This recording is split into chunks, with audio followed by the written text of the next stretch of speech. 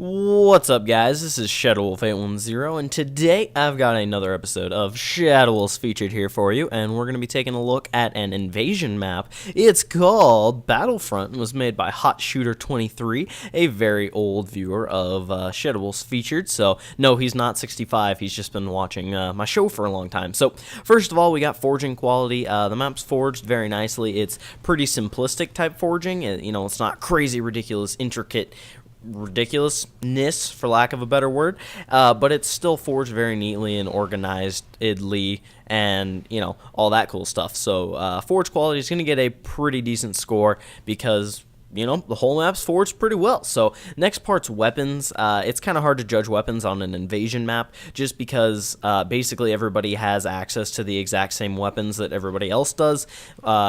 Basically team per team, you know what I'm saying. So a little bit hard to judge there. It's going to lose a couple points just because it doesn't have any real power weapons as far as I can tell. It's hard to tell when they send you an actual full gameplay, which is pretty cool actually. But moving on, we got spawns. The spawns are going to get a pretty good score. Once again, it's pretty hard to judge spawns of an invasion map just because you can spawn off of your teammates and everything as well. But the spawn point that you can pick that's not on a teammate is, it's a perfect spawn point. You're not going to get spawn killed over and over or anything like that. So next thing is aesthetics, and that's where this map is really actually pretty strong. So it's got a ton of aesthetic little things like that, like a turret made out of whatever those are, antennas maybe, yeah. And it's built in a really pretty aesthetical part of the map. You're surrounded by cliffs and trees and forests, and you got all sorts of different structures around.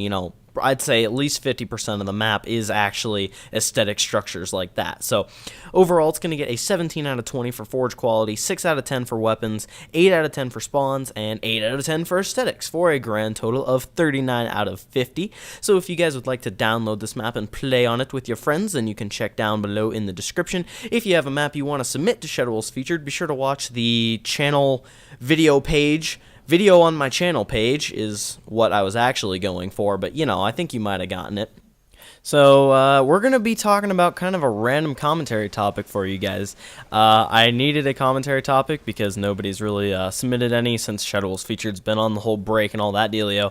So there weren't very many new and fresh ideas out there. So if you have any, be sure to leave them down in the comment section because I do need some more commentary topics to talk about. So I joined the party with my good friend Creech and Spawn. Was like, Creech, commentary topic, go. And so then there's a little moment of silence, and he's like, dolphins. So we're going to talk about dolphins, otherwise known as Stenobrendensis, something. They are a pretty cool little undersea creature. They swim, and undersea kind of implies under the water, so they do live underwater. They've been known to jump out of said water, though, and then fall back into the water in a pretty majestic fashion. So most of the time, they don't walk. Actually, the vast majority of the time they don't walk, but I've seen some things that I'm not at liberty to discuss at the moment, so let's just leave it at that. They also send high-frequency sound waves as a means of communication and hunting throughout the depths of the ocean, the act of which is sometimes referred to as echolocation. So the next thing, they breathe air, and they live underwater, so it seems like it's kind of contradictory. Why would you breathe air if you live underwater? Why not, breathe air out of the water instead of having to come up to the surface? But whatever, that's just the way it works, and I can't change it as much as I think that's really stupid to do. It just can't be done. So we're gonna go ahead and get into the story part of this now that you guys have been acquainted with this majestic undersea life form.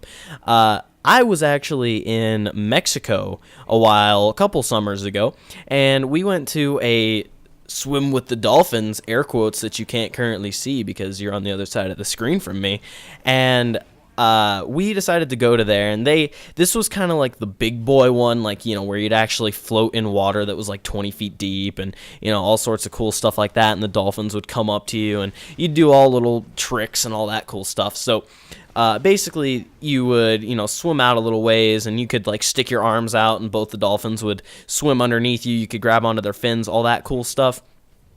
Well, the last little trick that they had us do, basically you would float in the water, and they would both come up underneath your feet on their noses, and they would just push you through the water until you're just standing on top of their noses while you're, being pushed through the water. There's not really another way to describe it. So at the end of that, most of the time they would just swim back down underwater, and the person would be no worse for wear. That's the saying. Unfortunately, they both decided to flip me up in the air, so I did a little bit of a backflip and landed on my head in the water. So leave commentary topics down in the comment section below if you guys have them, and other than that, thank you for watching. I'll see you later. Goodbye.